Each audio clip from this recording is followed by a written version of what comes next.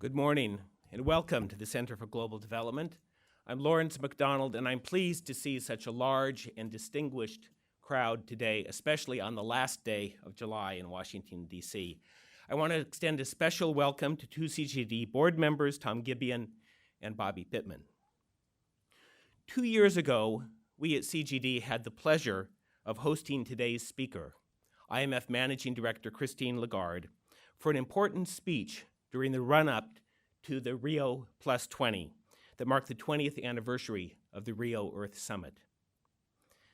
Madame Lagarde surprised many listeners by describing global challenges in a way that we had never heard before from any managing director of the International Monetary Fund. She spoke of three crises: economic, environmental, and social, and said that these could not be addressed in isolation. One important part of the solution, she said, was getting energy prices right. That is, and I quote, using fiscal policy to make sure that the harm we do is reflected in the price that we pay. Madame Lagarde said that the IMF would do its part and that she had asked IMF staff to put principle into practice to offer practical guidance for developed and developing countries on how to get energy prices right. Today, many of the pledges made at Rio Plus 20 have been forgotten. Not this one. I'm delighted that Madame Lagarde has come to CGD to share the results of that work, this terrific new book, Getting Energy Prices Right from Principle to Practice. And to speak to us more broadly about the central role that fiscal policy has to play in addressing environmental problems that threaten economic growth and human well-being. The book and its accompanying data, available for free on the IMF website, show how to calculate the correct price for coal, natural gas, diesel, and gasoline, taking into account not only the climate costs, but the health effects of pollution, deaths from traffic accidents, congestion, and even wear and tear on the roads. The authors show that the corrective tax that is appropriate for each fuel and the amount of revenue that could be generated for some 150 countries. Spoiler alert, the revenue potential is not small. In the United States, it's more than 2% of GDP. In China, it's more than 7% of GDP. The central finding of the report, and I'm going to give it away because I think it's so important, I hope that Madame Lagarde will forgive me, is that countries need not wait for an international agreement to begin to get energy prices right. They can act now and reap the benefits. How will this important IMF research shape the global policy debate on climate change? And what will the impacts be on poverty and inequality and development, the things that we focus on here at the CGD? I expect that these and other questions will be in your mind as you listen to Madame Lagarde's remarks. I am pleased that we have two learned and lively panelists to kick off the discussion, my colleague, CGD President Nancy Birdsall, and World Development Institute President Andrew Steer, and also that we're joined today by Vitor Gasper. He is the head of the IMF Physical Affairs Department, and he will tell us about the IMF next steps in this very important work. I'll then open to questions from the floor. I know that I'm going to be listening to Vitor with a great deal of interest, because as we have seen, under Madame Lagarde's leadership, the IMF is taking these issues very seriously, and the IMF delivers. Please join me in welcoming IMF Managing Director, Madame Lagarde.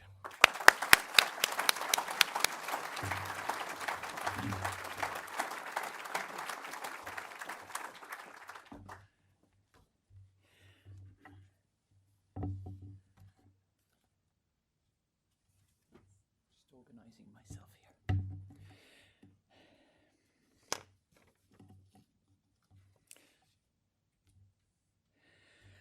So, thank you for giving it away. The key message is out.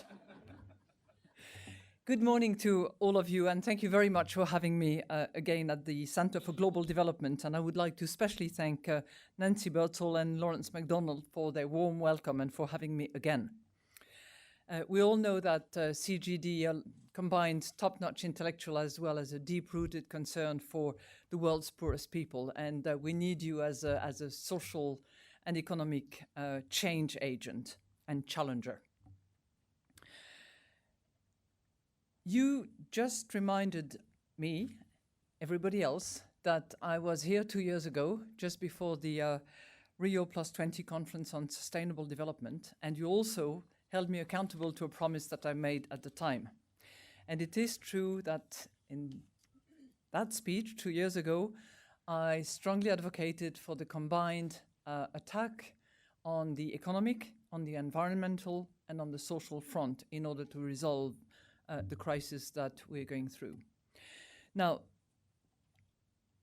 I'm going to do two things in the few minutes that we have together. Number one, I would like to pay tribute to the Fiscal Affairs Department and their colleagues at the IMF for having worked really hard on helping me to deliver on my promise.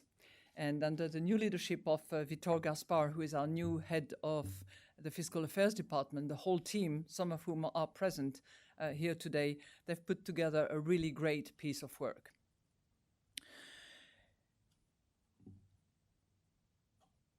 And what I would like to do as well is probably fall victim to my lawyer's habit.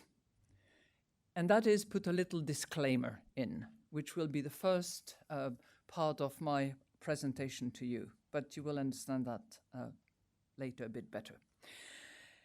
I believe that it's really important that actually the IMF comes out on those environmental issues, simply because this is probably the greatest crisis facing our generation for the coming century. And this is the one that the next generation will hold us accountable about and will judge us. If we do nothing, our fortunes will melt with ice, evaporate like water under the sun, and wither away like sand in the desert storm. And will we be the most affected people? No. The poorest on the planet will be more affected and will be the ones actually feeling the pain of it.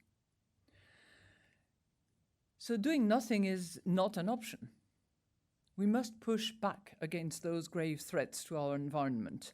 And that, you will have heard in many instances, and certainly at CGD, calls for international cooperation and international action.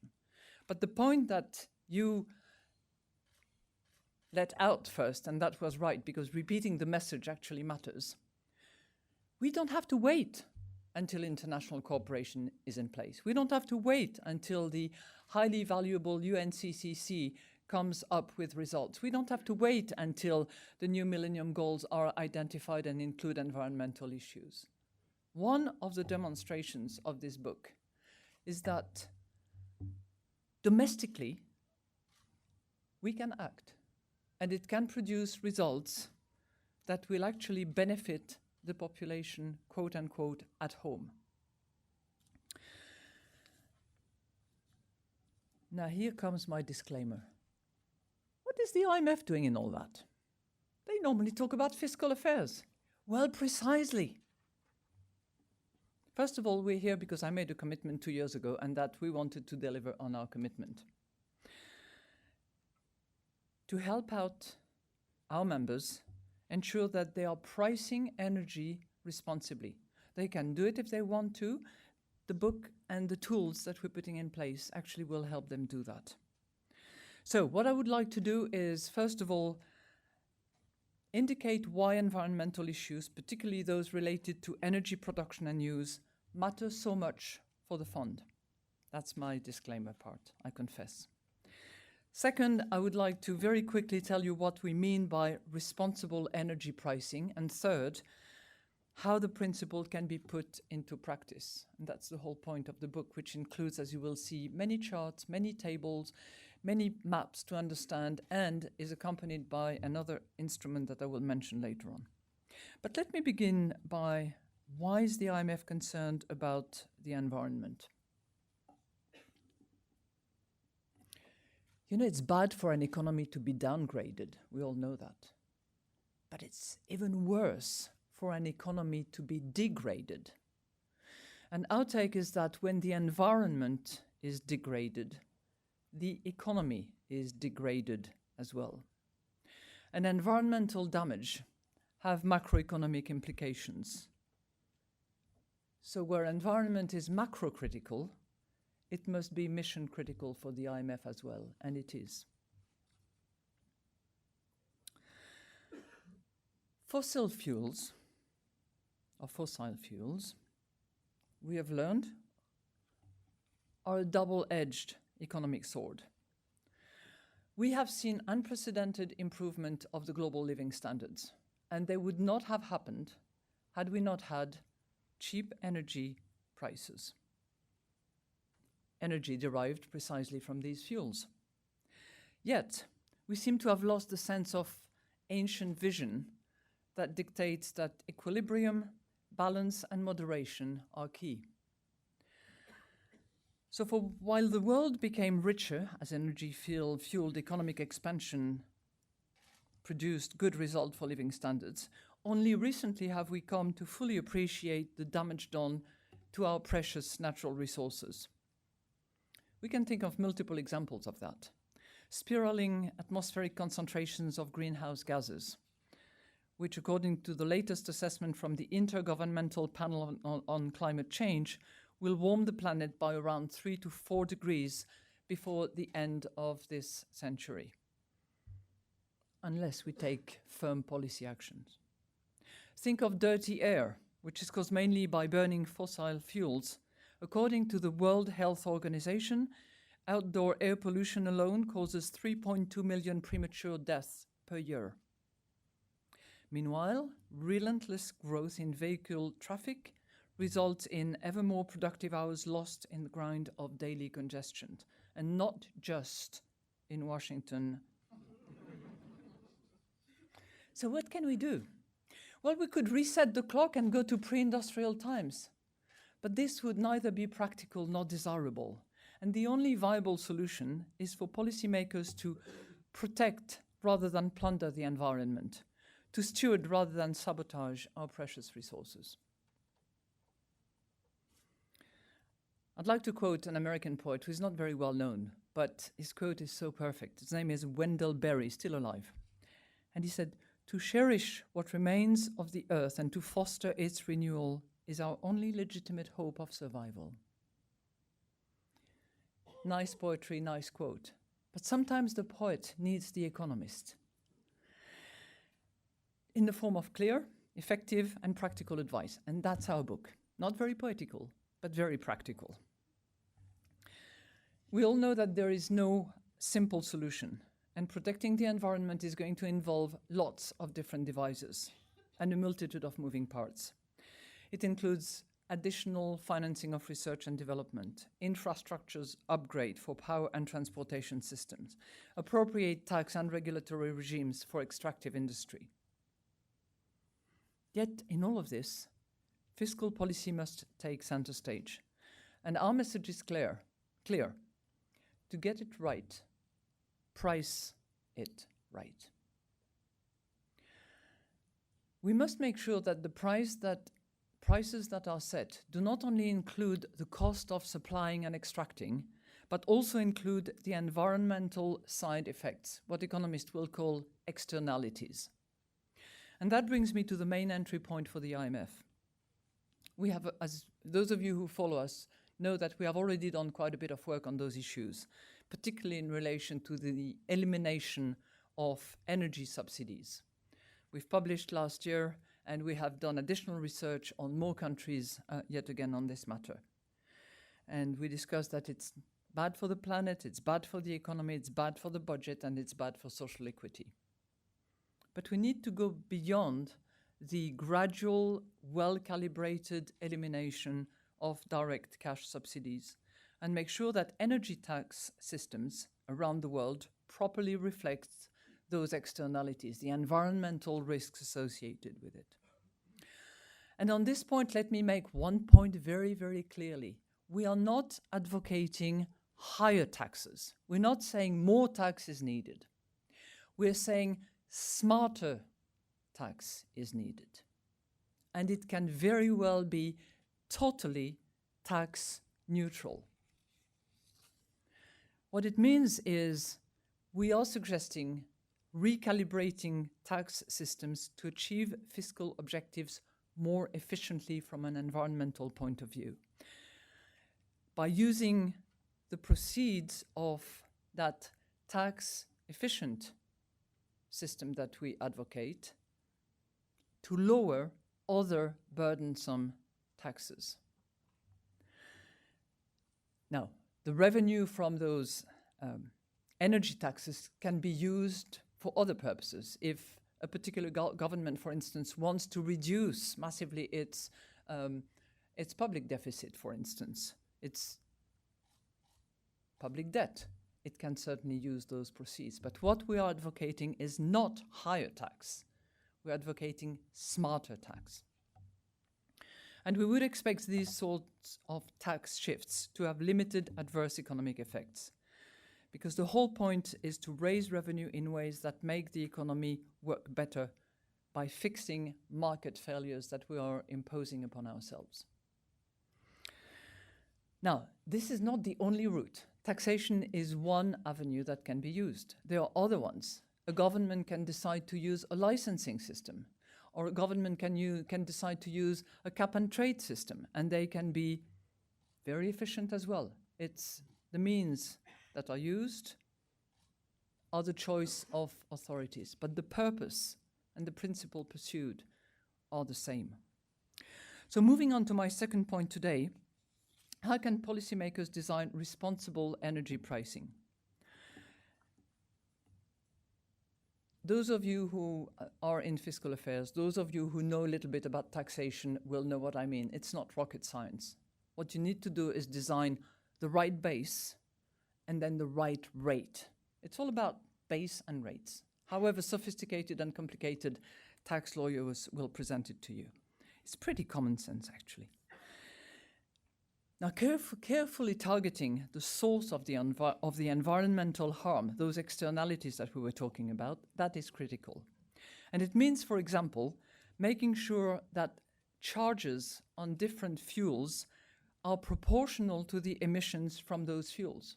Some of them are high caliber for carbon emission purposes. Those ones should be taxed more heavily than those that are low in carbon emission content, so that we get the relative prices of dirty, intermediate, and clean fuels right, and environmental damage properly factored into energy prices. And in turn, that level of right capturing of the component that needs to be taxed will encourage people to make clean choices, green choices, if you will, all across the spectrum, such as power generators switching to less polluting fuels, or installing emissions control technologies, and households driving maybe a bit less often, or reducing a little bit the level of temperature that they're producing as a result of constant use of air conditioning, or upgrading to more efficient vehicles. But we believe that using a single fiscal instrument targeted at a particular source of environmental harm is both effective and administratively simple. That's also one of the learnings from observing what has been done and what should be done. Using multiple instruments targeting different audiences and different industries is not going to be as efficient as using one single well-targeted instrument. The bottom line is that we can spur the same kinds of virtuous behavior by using a simple tool, a single fiscal instrument. And once we price bad things right, we will not need to worry so much about subsidizing good things. So for those who are not adepts of subsidies, they should be supportive, the energy tax, which itself can be budget neutral. So once we know what to tax, and that's the base, the next logical question becomes how much to tax? What is going to be the rate? And again, this is straightforward, but only in principle. Aligning tax rates with environmental damage provides an automatic check and balance. If taxes are too low, many socially desirable changes to energy production and use will not happen, and the environment will continue to suffer. Equally, if the tax is too high, then energy will be produced with excessive costs and the economy will suffer. So that's a delicate arbitrage, but a very important one to get that balance right. And to do this, policymakers need to have some sense of the magnitude of environmental changes and damage and what this implies for appropriate energy tax systems. Which brings me to my third and last point, putting those principles that we've just indicated into practice. And that's really the whole point of this new IMF book. It provides actionable guidance to policymakers on pricing it right. It does not set the prices. We're not in that area of research. It provides the components, the guidance, the tools that then policymakers can use to decide what is going to be the appropriate series of ingredients that they can use to set the prices. The book lays out a practical methodology for quantifying environmental damage across developed and developing countries alike. It shows that what this damage implies for appropriate energy taxes and the benefits of policy reforms. But let me raise an obvious but important caveat. There are many controversies and uncertainties involved in measuring environmental damages. For example, in putting a price tag on future global warming, or on the lives saved from cleaner air. It is possible to come up with many plausible values for such things, but again, this is not our business, and governments will have to make the right choices. So we are informing some of the elements of the framework and the toolkits that we're proposing from other organizations whose business it is to figure out costs or values, for instance. So it's a framework for understanding the issues and the key factors that determine the environmental damage. It provides estimates of tax levels needed to incorporate environmental costs in the price of coal, natural gas, gasoline, and diesel for over 150 countries. Now, in doing that, we're not in the business of dollars and cents, if you will.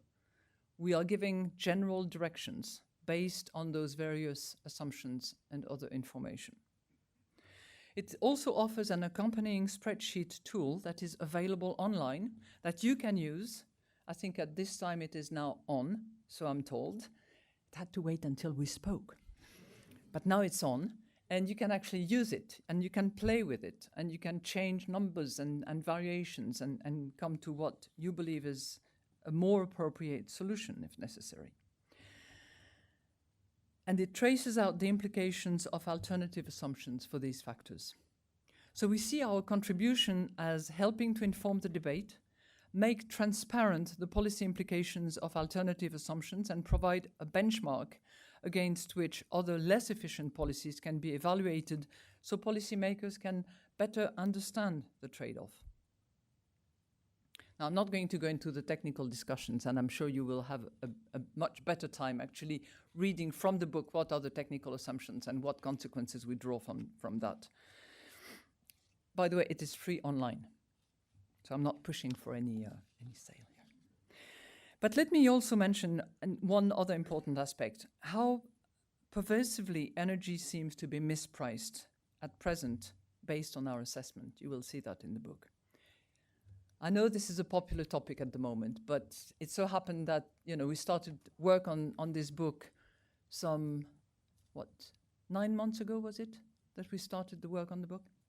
So it wasn't as popular at the time. But if you take coal, for example, it's about the dirtiest of all fuels you can think of. Yet, almost no country, it's not a US issue, no country imposes meaningful taxes on its use.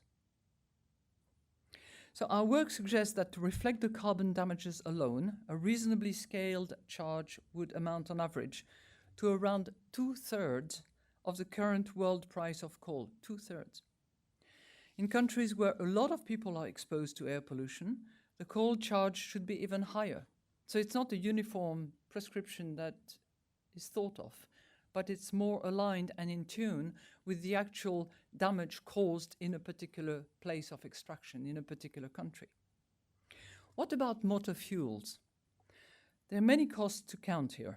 The obvious carbon and air pollution damages, but also the costs coming from congestion and the risk of additional traffic accidents. And if all these costs were reflected in gasoline and diesel taxes, it would mean substantial charges across developed and developing countries. Some countries are already in the vanguard here. Many countries in Europe, for instance, already impose taxes on fuel at levels that seem broadly appropriate for the damage they cause. I know this is not a particularly popular suggestion, but it is our suggestion. And the more important question for them going forward will be the appropriate mix between traditional fuel taxes and more novel approaches, such as, I'm talking about here about the European countries that have already gone ahead on pricing reasonably correctly. But some of them are exploring even, smarter ways of including the damage. And, it's the per mile charges for peak period driving on busy roads to deal with congestion. That is certainly the case in a country like the UK, and France is looking at it as well. Another issue, we also need to make sure that the poorest and most vulnerable households are protected. But let's be clear, keeping energy prices artificially low is no way to help the poor. Instead, policymakers should focus on the overall fairness of the tax system and make sure that all have access to decent healthcare, education, and social benefits. But that's a whole other story that bears on the fiscal reforms that we're suggesting here. So pushing ahead with energy price reform might not be easy. I've been there and I tried it myself as a finance minister, so I know what I'm talking about here. Difficult. But it will certainly be worth it many times over. It produces a triple benefit: saving lives, helping the planet being a better place, and helping the budget being better structured and eventually balanced. For example, we've estimated that these policies reduce fossil fuel deaths by 63%, reduce carbon emissions by 23%, and raise revenues by 2.6% of GDP. So when put in these terms, the case for action becomes urgent. But of course, it's at the macro level. When you drill down and become very granular and look at communities or particular industry, it is complicated, but it is worth it.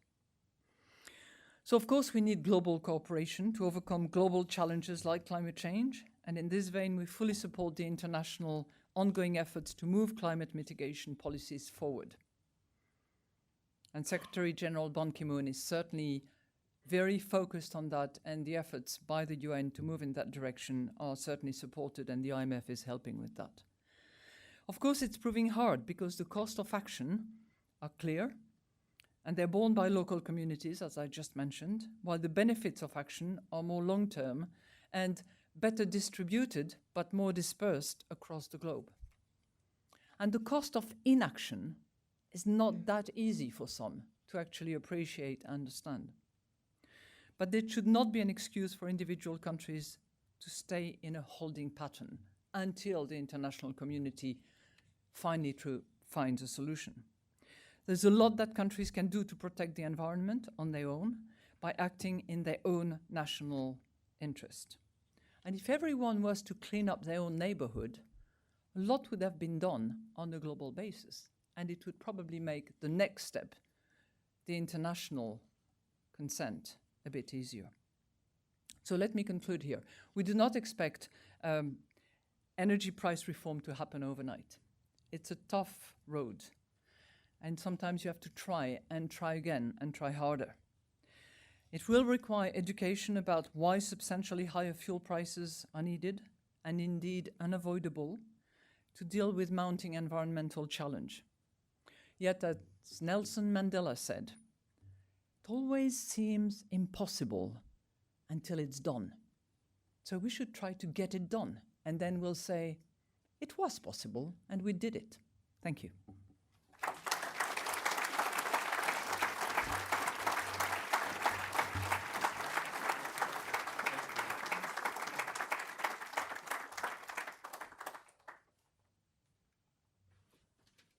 like to invite Nancy and Andrew to please come up and join us on the stage.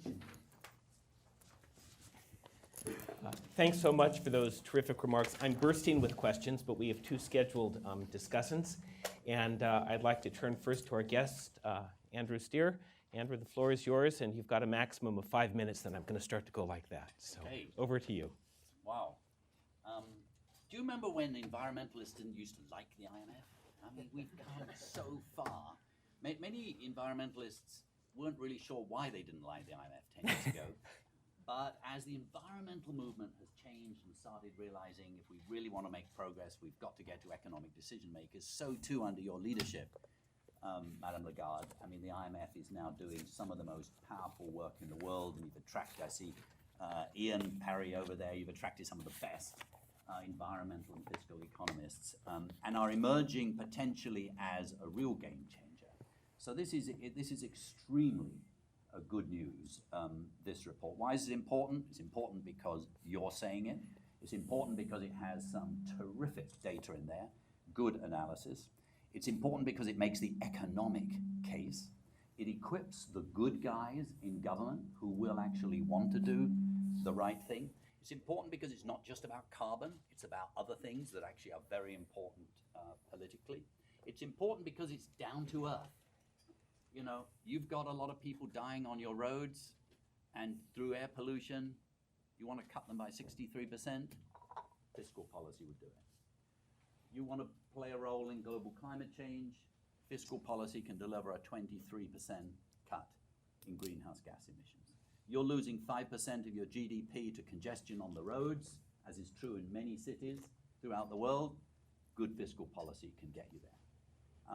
So it's down to earth, it's useful. Now, and it takes things to a new stage. I mean, for the last 10 years, we know that that sort of cash subsidies are about $500 billion a year. Last year, you came out with a wonderful report showing that actually, looking at it from an economic standpoint, it's $2 trillion. And now what you're doing is going down into a lot more detail and saying, how does this actually work out? And the other thing you're doing, and it is important that you made that caveat, because what you're not saying is this is always, for every one of these elements, the first best policy.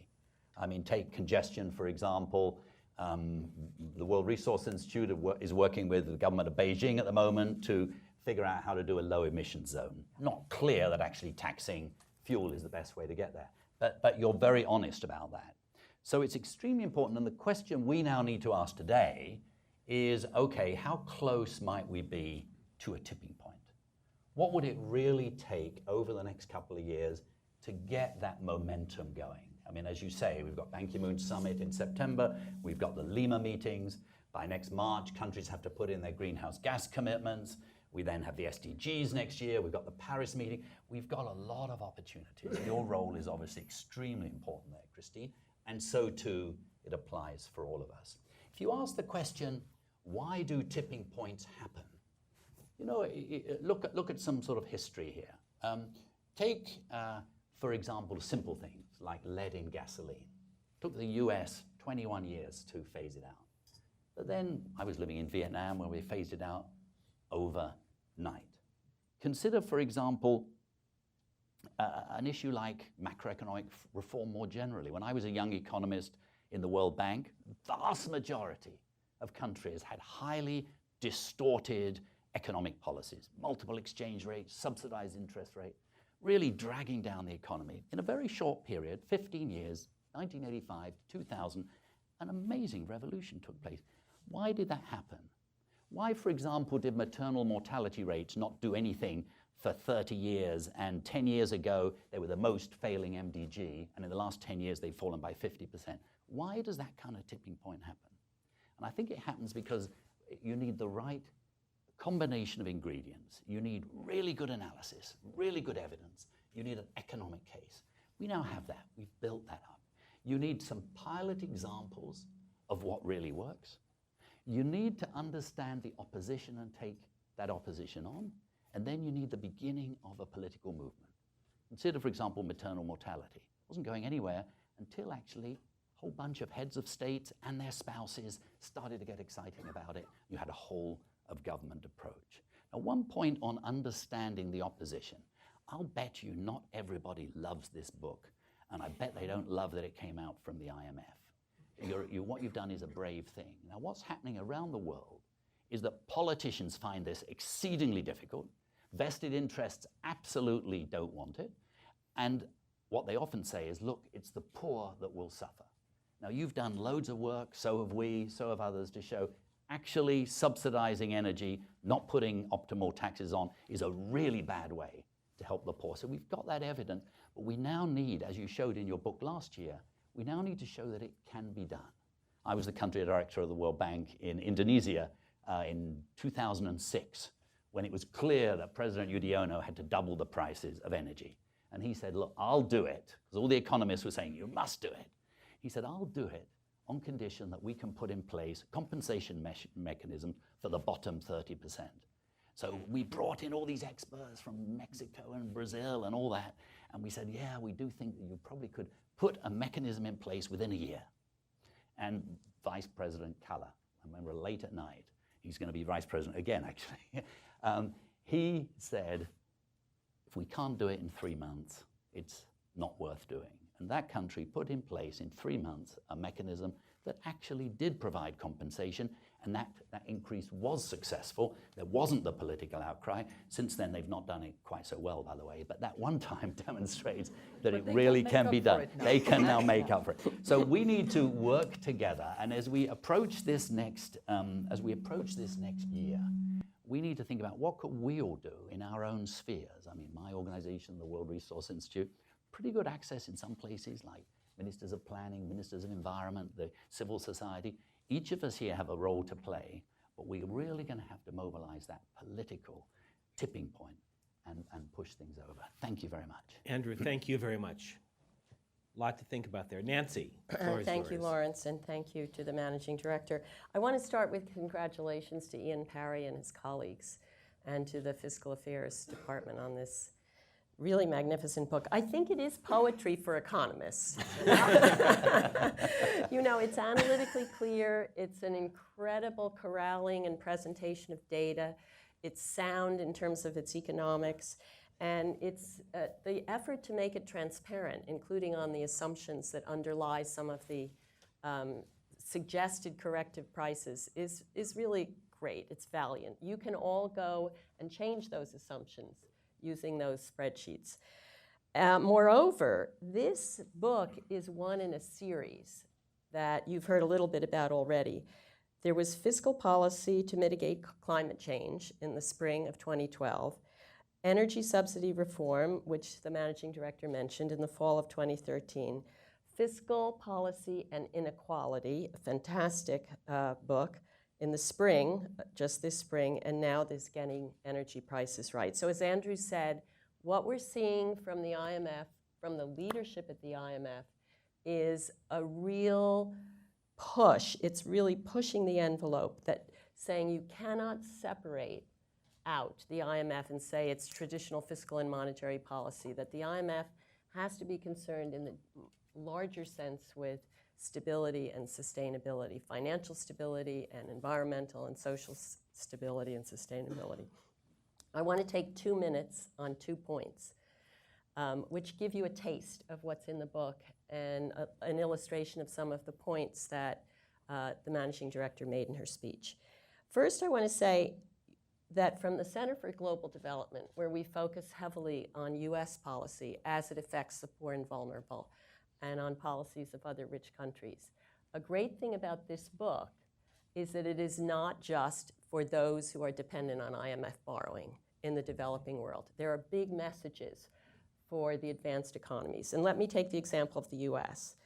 We have a problem right now in this country, as you'll know if you read the paper, about the crisis in the underfunding of the Highway Trust Fund.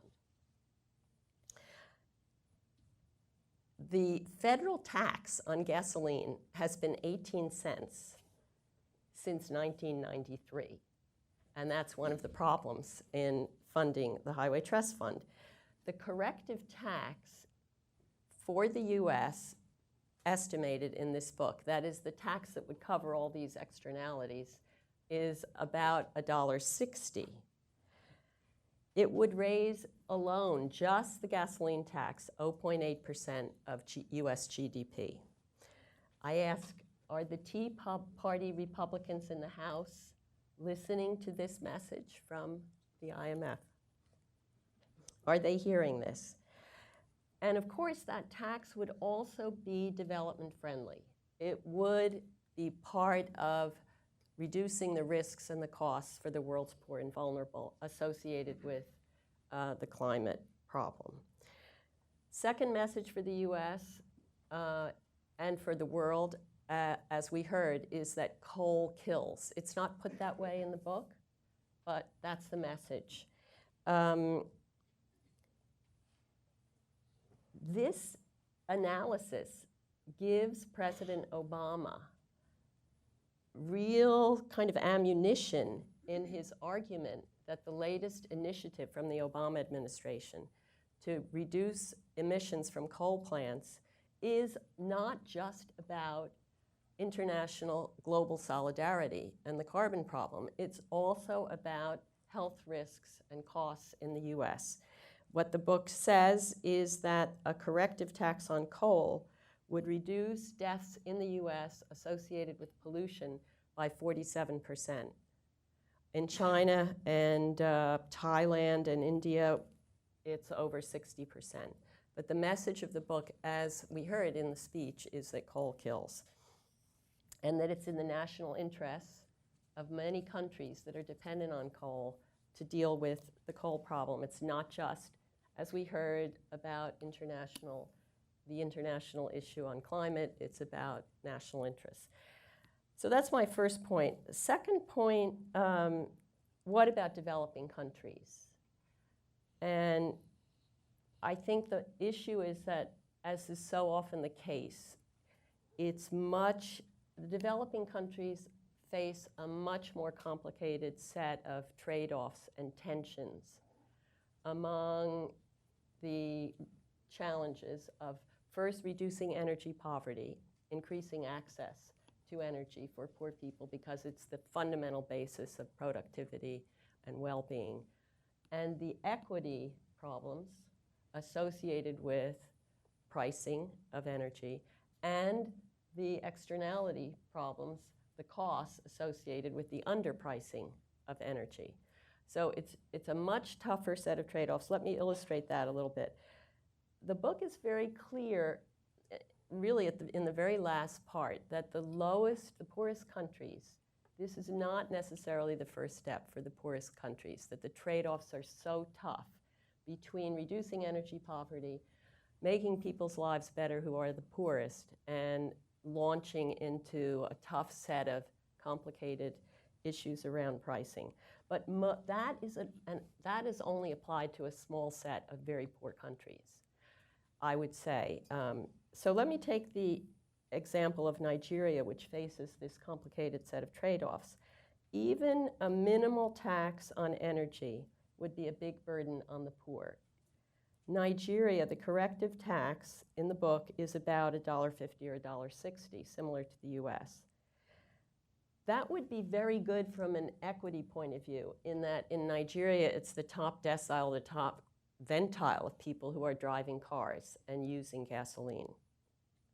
But 78% of Nigerians live at $2 a day or less. So a gas tax, of $1.60, which would presumably translate into some sort of increase in bus fares, even if it was 10 cents for commuters from peri-urban areas, 2 trips a day, 20 cents a day, that's 10% of income going to transportation, or an increase over what is already probably 5 or 10% of income spent on transportation. So what's Nigeria to do? I mean, there was an effort, many of you know, to raise fuel prices some time ago, and because of this problem, people went into the streets, and it's really a tough problem. The solution, of course, which is there in this book and elsewhere, is, as the managing director made very clear, you can impose these taxes and make them revenue neutral, return the money to the consumers. The problem is that tax shifting is very tough in most developing countries, including many of the middle income and upper middle income countries. The examples of tax shifting in the book are, in Germany, revenue neutrality was brought about by reducing the payroll tax. Very good. In Australia, by reducing income taxes. Income taxes barely exist in many lower middle income countries. In British Columbia, by reducing personal and corporate taxes. The problem is that the very poor, most of them in the informal sector, even in middle income countries, don't pay these taxes. The taxes they pay are fundamentally consumption, indirect taxes, the VAT. And although the consumption tax, if it were reduced, that's kind of a good thing because it's a regressive tax. In absolute terms, it still generates more benefits for those who have higher consumption, higher up in the distribution of income. So it's tough. Now, the answer to that, which is coming from the development community, which at the Center for Global Development we think is a good answer, but also not straightforward and easy, is cash transfers and more direct distribution to households. I think the issue for the IMF next book is a concentration, Ian, smiling, on the transition path for lower and middle income countries. What's the transition path and how much does it include revisiting tax systems, among other things, and finding ways to take advantage of the new technologies that make cash transfers possible, something that we've also been, of course, working on. Now, I want to end by saying something very briefly about forests. I'm exploiting the opportunity to tell you that at the center we're working on forests. We have the backing of great data work, the Global Forest Watch from the World Resources Institute, something that got started years ago by a colleague here. The new president of Indonesia just made some statements in the last couple of days. This is Andrew's tipping point, right? Saying we are going to deal with our problem of deforestation. So forests and water, there are many underpriced resources. So Ian and Vitor and Sanjeev and colleagues can move on to some of these other tough issues that have fiscal implications. In the case of forests, we will have a book. I think it'll be a blockbuster in its own way soon, and maybe we could persuade the IMF to host us for a book talk when that happens. Thank you very much. Thank you very much. Very good. Thank you very much, Andrew and Nancy. Madame Lagarde, do you want to take a chance to respond, or shall we go straight to questions? I just want to follow up on the points that Nancy was making about the low-income countries and the poorest countries, because you are right, but at the same time, when you look at damage caused by externalities, it is not in those countries that you have the worst damage, and you actually have a very low level of damage at the moment. But the fact that we might be moving towards that tipping point is actually, I think, helping in providing the technical assistance, not necessarily the next book, but the technical assistance to help some of those countries that are becoming aware of the risk coming down the road if they don't do something, to redesign their tax system better, and to also organize a better way of collecting tax. Because very often they do have the tax system in place. You were right, you said, what's the income tax in the low-income countries? Sometimes it's there, the tax system is designed, the laws have been passed, but the money is not being collected. So by providing the technical assistance to help them potentially redesign to include the energy tax of tomorrow, that will help them not go in the direction where others have gone, and also better collect by having a more solid tax administration in charge of collecting. I think we can do a lot in that vein. So well, as you said, it's tough, but we see a lot of opportunities as well, and a really interesting challenge to go with.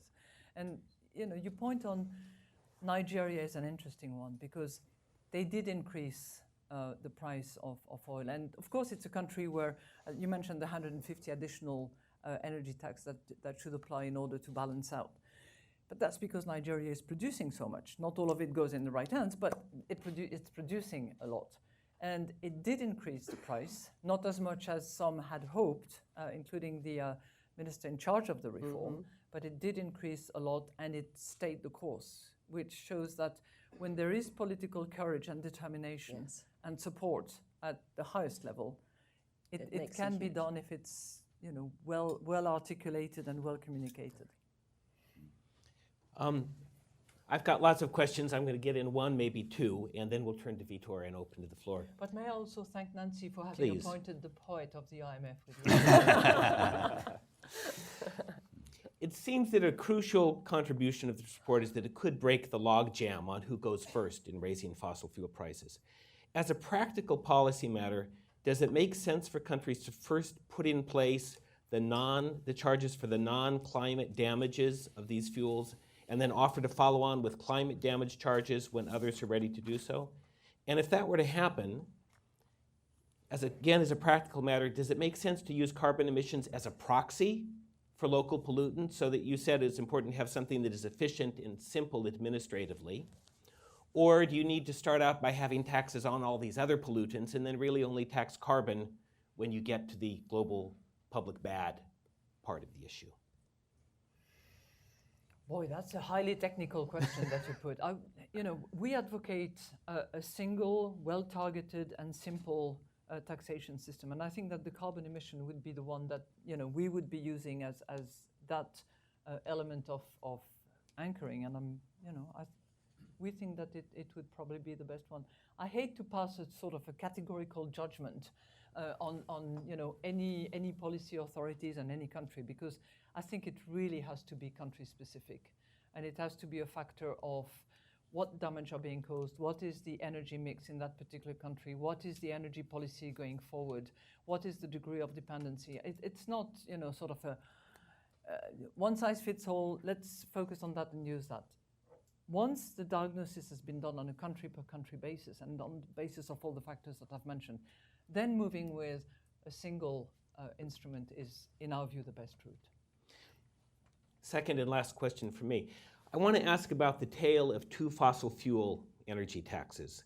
The carbon emissions tax in Canada's British Columbia has been quite successful. The economy is booming, emissions are way down. The tax is quite popular, in part perhaps because it involves a rollback in personal income taxes. In Australia, on the other hand, we've recently seen a major setback of the repeal of an energy tax. Is there work in the report or in the IMF's experience on other fiscal reform efforts? And I know a lot of this is sort of future work to be done, but for policymakers who say, yeah, I really want to try this, is there advice about how to implement this difficult change and be successful? We've identified, and I think I mentioned in the speech, three potential avenues to achieve the same principle. One is the energy tax, which essentially is assessed on the carbon emission of the various fuels, if we focus on fuels for the moment. The second one is the licensing rights that have been used in some instances, and with a degree of success, but also with potential pitfalls as a result, particularly of fraud on VATs and other factors such as that. And the third one is the cap and trade system. So again, it's not going to be one size fits all, and yes, this one ranks first and this one ranks second. We've worked predominantly on the carbon tax, to put it simply, because that's where we have expertise. That's where it's mostly fiscal, and in our field of operation. Whereas the licensing system or the cap and trade system involve another set of skills and competence to really compare properly. But it's going to be, for the policy authorities to decide which one of the three is going to be most acceptable by the population, easier to convey and to communicate, and I'm not going to say that all roads lead to, emission reduction, but as I heard from the Prime Minister himself, the carbon tax is to be replaced by a cap and trade system that will produce equivalent effects in Australia, then it's a political decision as to what channel will be used to produce those effects. We just need to be all very much watching what happens. Thank you so much. I want to turn now and invite Vitor to tell the audience, and I'd suggest, maybe Vitor, you turn up and be rude to us on the stage and speak to the audience and give us a minute or two on the IMF's next steps in terms of the follow-up on this work. And good idea. Please come stand here. Sure, pleasure. So first let me start very rapidly with two books. About a year ago, the IMF was presenting a book that has already been quoted here on energy subsidy reform.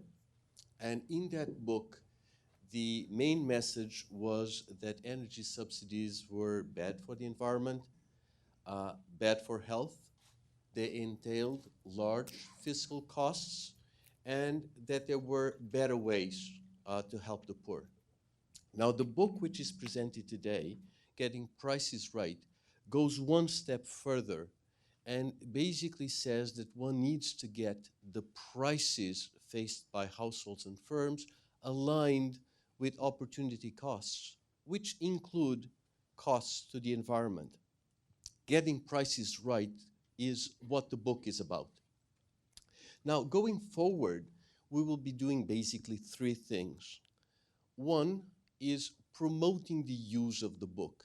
As has been emphasized, the book provides a very rich data set, it provides analysis, and it is accompanied by tools that can be used for policymakers and for the public in general, interested parties, to play around with parameters and exercise their own judgment about how the system should be designed and what prices should be reflecting. Secondly, and very importantly, we will be offering support to countries who want to reform their energy subsidies systems while ensuring adequate protection for the most vulnerable elements in the population. And we want to go, as I said, further and make sure that the system of energy taxation allows prices and opportunity costs to be well aligned. Going forward, we will continue pushing our analytical agenda to broaden the scope. We will look at issues of international cooperation. We will be looking at issues like water subsidies. We will be focusing on international aviation charges. We will be focusing very much on other elements where international cooperation is key. But as a general principle, we will be pushing our analytical agenda forward, striving to make fiscal policy a tool for environmental policy and greener growth. Thank you. Thank you, Vitor. Thank you very much.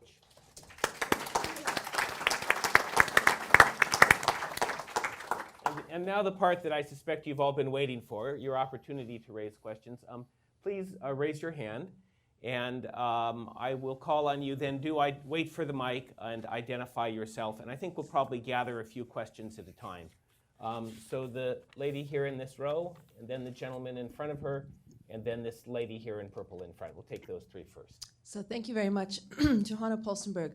I was really kind of impressed and gladdened when you put the price, the corrective price in the United States at $1.60 a gallon.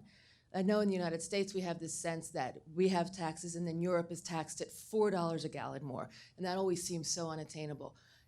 I wanted to ask if you have examples from around the world where the implementation on that scale did not bring about the apocalypse, as one might have said. And in fact, we have an example within the United States, because didn't we have a price increase of about that much within the last decade? Didn't prices go up this big jump from somewhere around 2 into the 3s? And then we started to see the price sensitivity right around $4 a gallon is when people really started to respond. I just think this is this is doable. And if we have examples, and I know in the current political situation, it's a little bit Pollyanna to say that, but it's not this $4, oh, we'll never get you where Europe is. If this is a corrective price, it's within reach.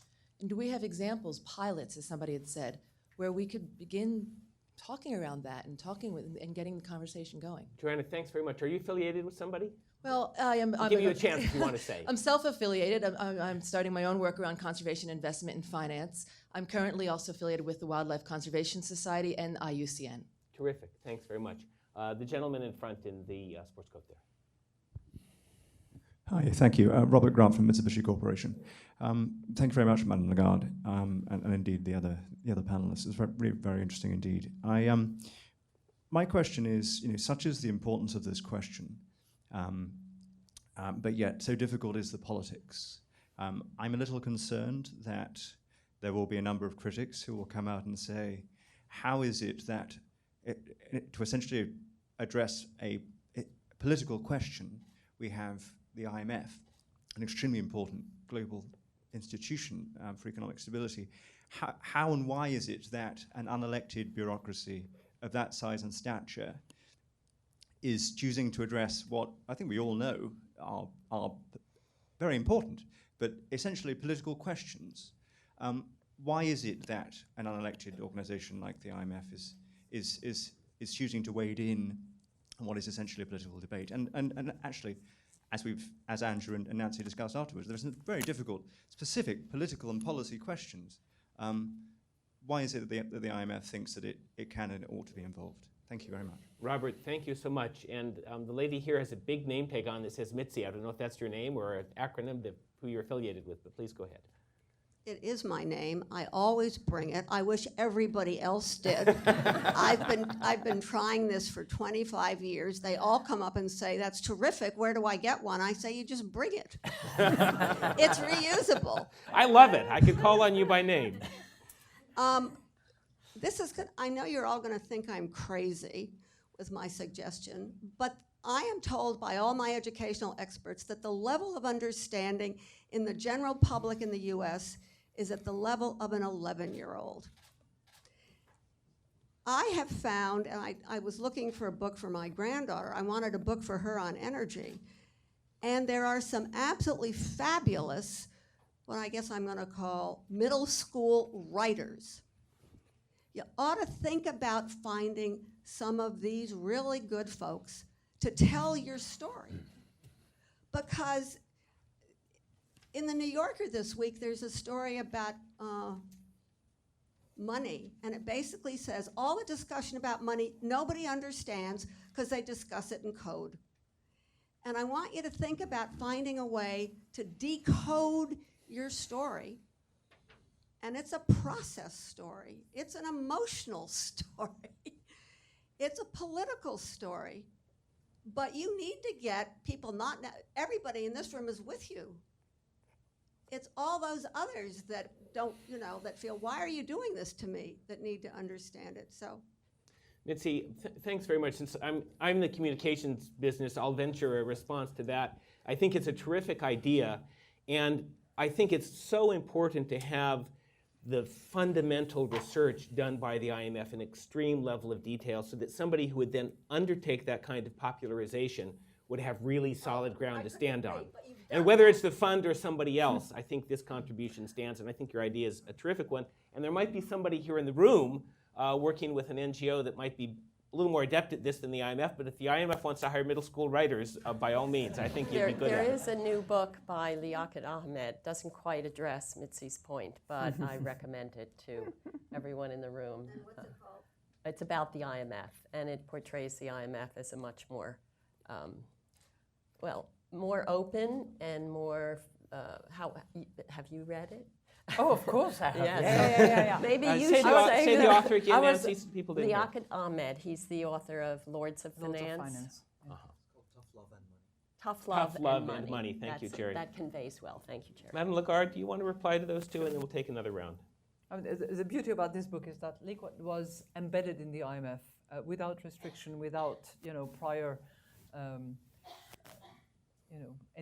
without any constraints of any kind. And he spent days with our Irish team, with our Mozambique team, and was with us on the occasion of our annual meeting in Tokyo, and spent time sort of like a little fly on the wall, and then wrote something which is very well put together and well written because he's a good writer. Okay. I'd like to turn to your question, sir. Do you believe that the debate on cutting deficit, reducing public spending, and reducing debt is a political debate? Yes. Well, it so happens that this is our core business.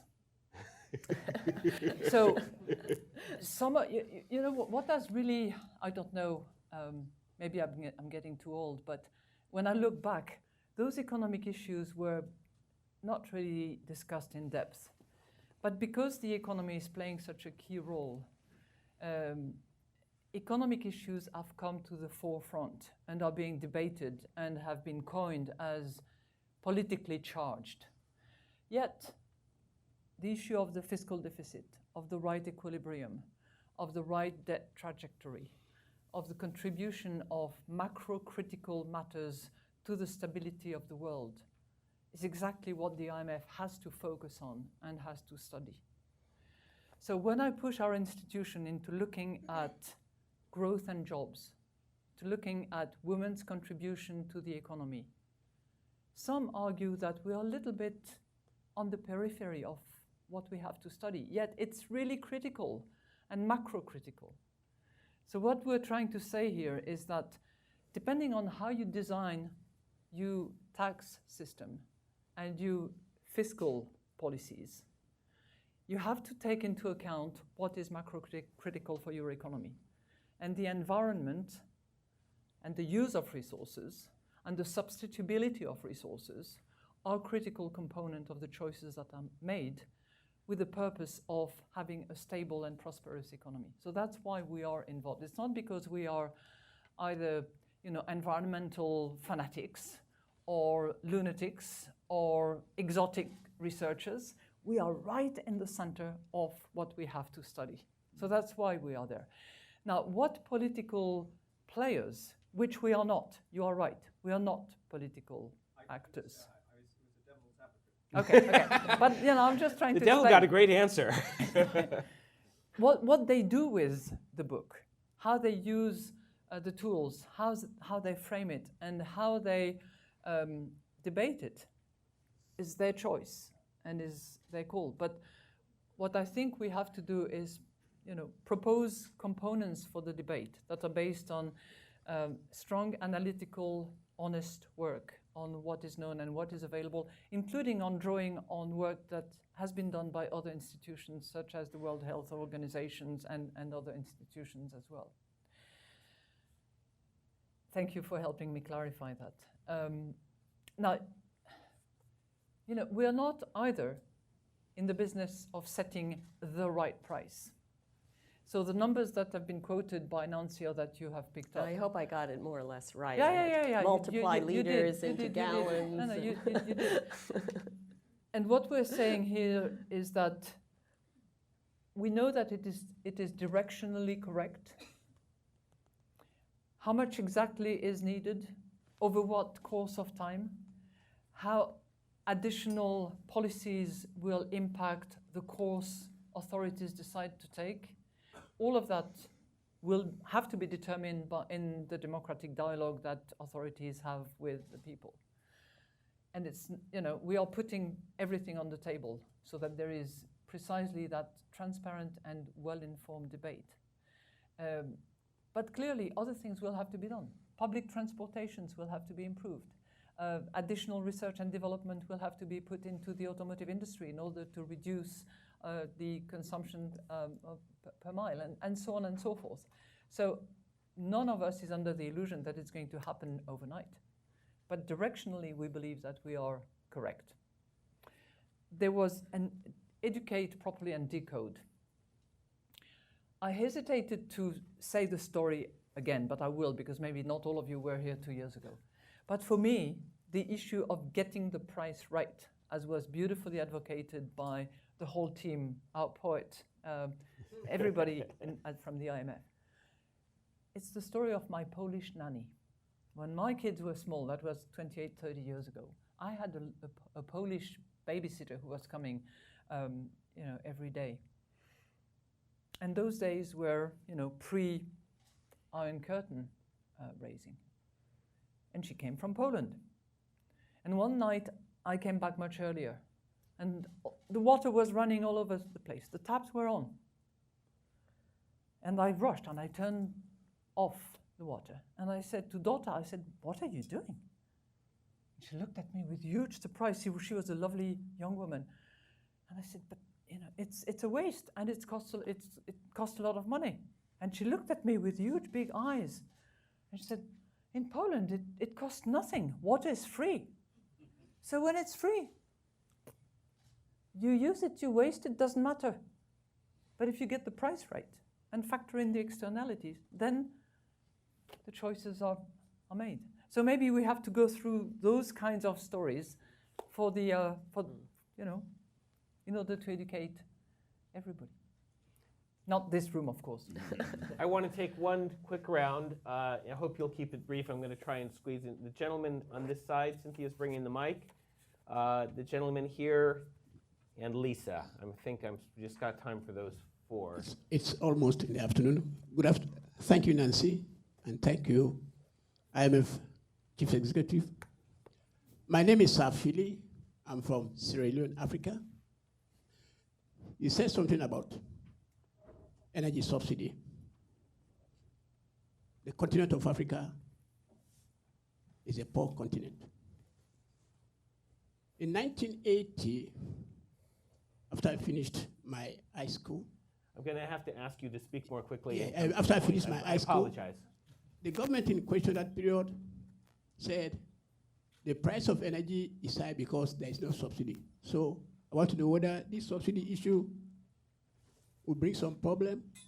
Because if there is no subsidy, like from Freetown to my own village, if there is no subsidy, the government will subsidize, the price of the gas will go up. And that will create problem and problem. That's why a subsidy a bad issue for energy? This is my question. Thank you. Thanks very much. I'm sorry, who did I say second? Sir, right here. Cynthia, thanks very much. My name is Charles Mensah. I'm from Ghana.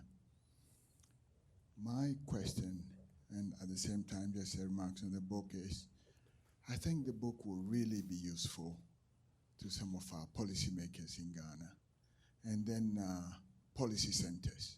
Having said that, now I'm close to the electricity community in Ghana, and we have various companies coming into Ghana wanting to generate electricity. Now they tell you if the price for electricity is not so much, 15 cents per kilowatt hour, 20 cents per kilowatt hour, we cannot generate electricity. Now, I'm hoping that this book would help guide policymakers, because in a sense, there is a lot of padding in the pricing. Now, we know that if the price of gas is $5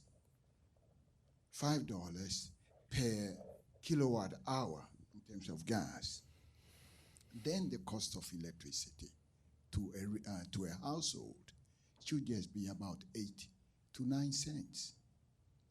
But yet, the government will say, okay, we're giving this company a purchasing price arrangement of 15 cents, and that company 18 cents, and that company 20 cents. So please wrap up. So the question is, how can this document help take out corruption out of pricing?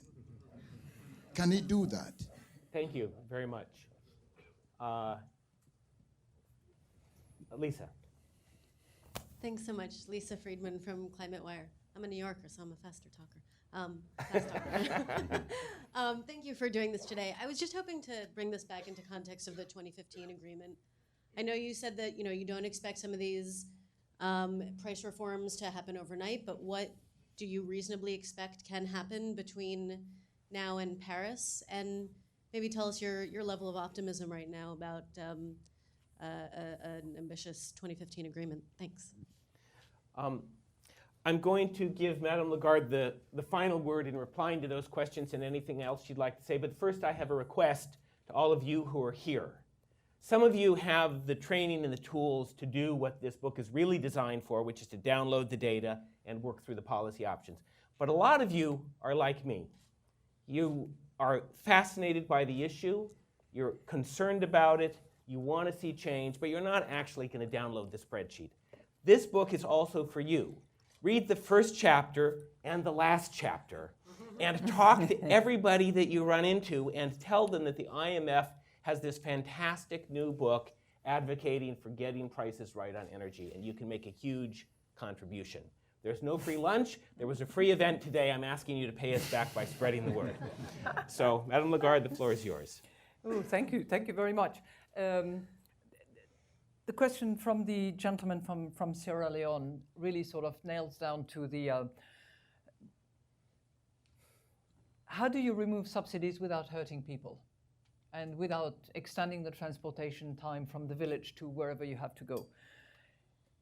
What we have seen over the years, and we have studied, I think, over 27 countries, if I recall, those that have removed subsidies over time, those that have partially removed subsidies over time, and those that have failed removing subsidies over time. That's the book that Vittorio alluded to and that I mentioned too.